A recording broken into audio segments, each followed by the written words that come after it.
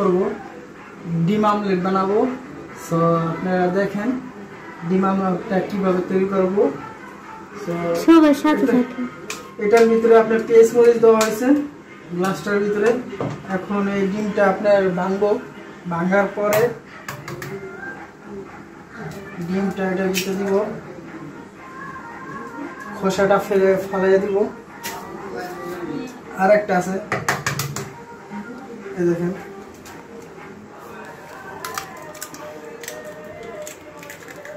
ডিমটা দিলাম, ঠিক আছে।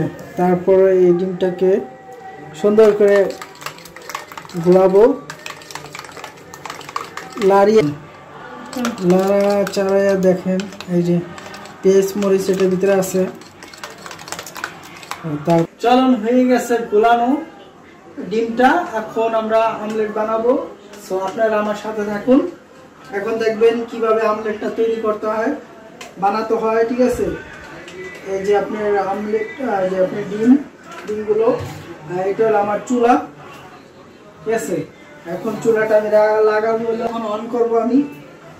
সো এই যে আপনার অন করলাম, এখন চুলাটা আমি চালাবো। এখন একটু পাওয়ারটা সো আমাদের এখন ওটাকে ফ্রাই প্যান করি। আমাদের ফ্রাই প্যানটা দিবে এখন চুলায়। এখন চুলা দিয়ে দিছি, দেওয়ার পরে এটার ভিতরে লবণটা দিয়ে একটু মিক্স তেল দিব, তেলটা দিব আমরা।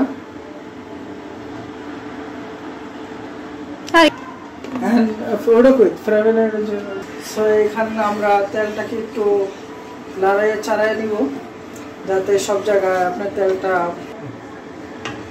তাওয়াটা গরম হলে আমরা আমলেটটা এটার ভিতরে দিব এখন। তো এখনো তাওয়াটা গরম হয় নাই। আমাদের এখানে এটাকে বলে তাওয়া, আর এটার ভিতরে দিচ্ছি হলো আপনার তেল। এটা আমাদের শহরে তাওয়া বলে, আপনাদের শহরে এটাকে কি বলে কমেন্টে জানাবেন অবশ্যই, ঠিক আছে। এখন কি আমরা ডিমটা দিতে পারি? সো এটা হলো আমাদের আমলেট ডিমটা।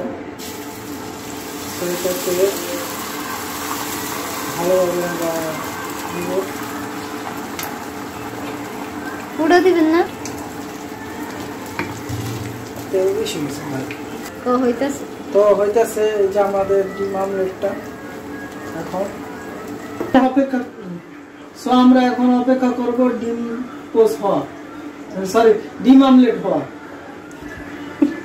ঠিক আছে। এটা আমার ডিম।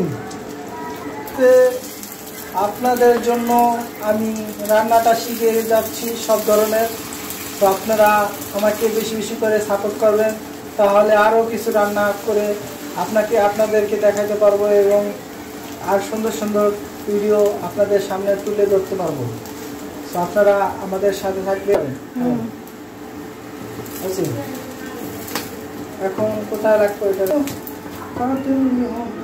আর একটা আমলেট হয়ে গেছে।